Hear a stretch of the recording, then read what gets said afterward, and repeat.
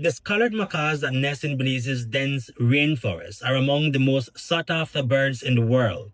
Their fiery red, blue, yellow, and green feathers are matched only by their loud calls and social nature.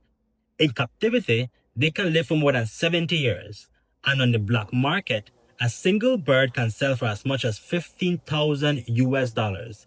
That value makes them a target.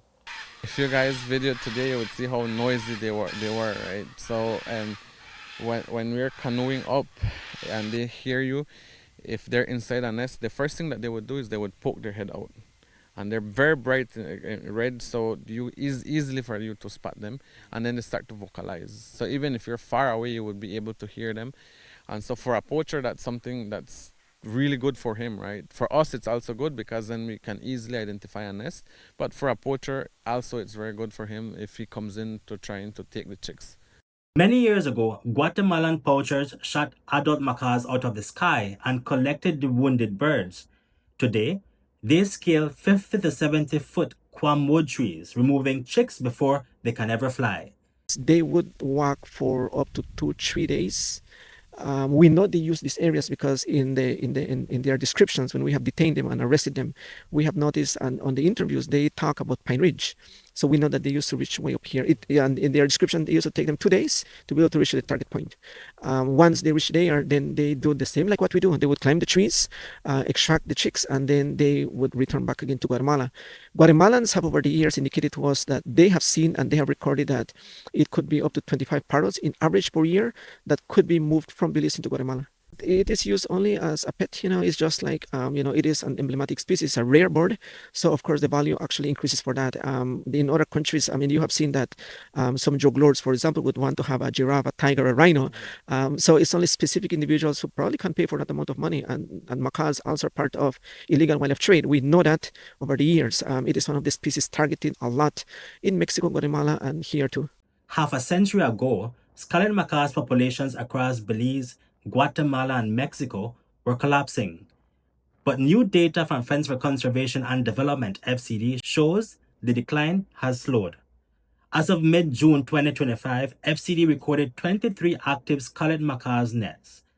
Of the 70 eggs laid this season, 42 have hatched, giving a promising 60% hatching success rate. 6 eggs were lost to predation, 16 failed to hatch, and 6 remained under incubation.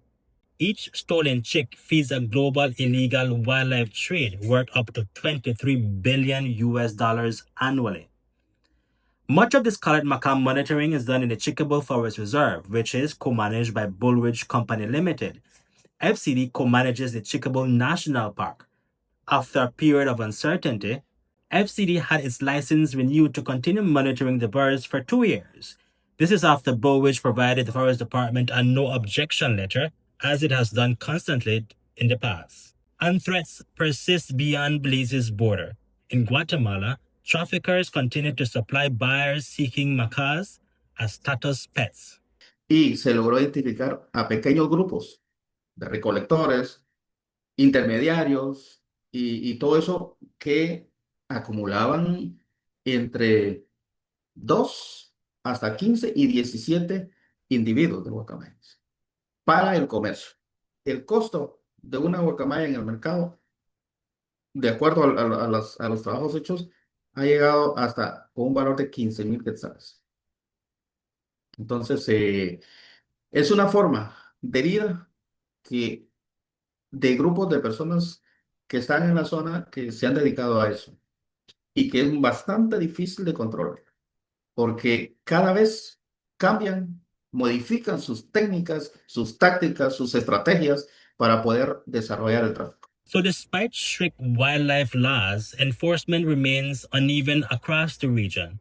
Conservationists warn that without proper and constant protection, poachers return quickly. Now they can also take eggs out of the nest because some buyers will buy the eggs and incubate them artificially.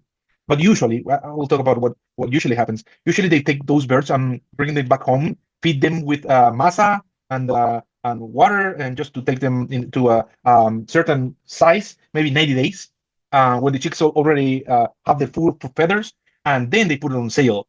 Where they sell? but we think that those birds are being sold locally. In the past, every community know who was a poacher, and that was his job. But now we have people from Asia coming to the communities and ask people, "Hey, can you get me parrot eggs? I will pay you $50 for a parrot egg, or $100 for a macaw egg." So it's easier. We, through the forest department, collaborate with them, and also FCD has some programs with them. From our side, we are supporting because we are supporting FCD, also because of their experience in handling wildlife and getting them to a state where they're ready to be released, and we are also learning from them. Reporting for News 5, Hipólito Novello.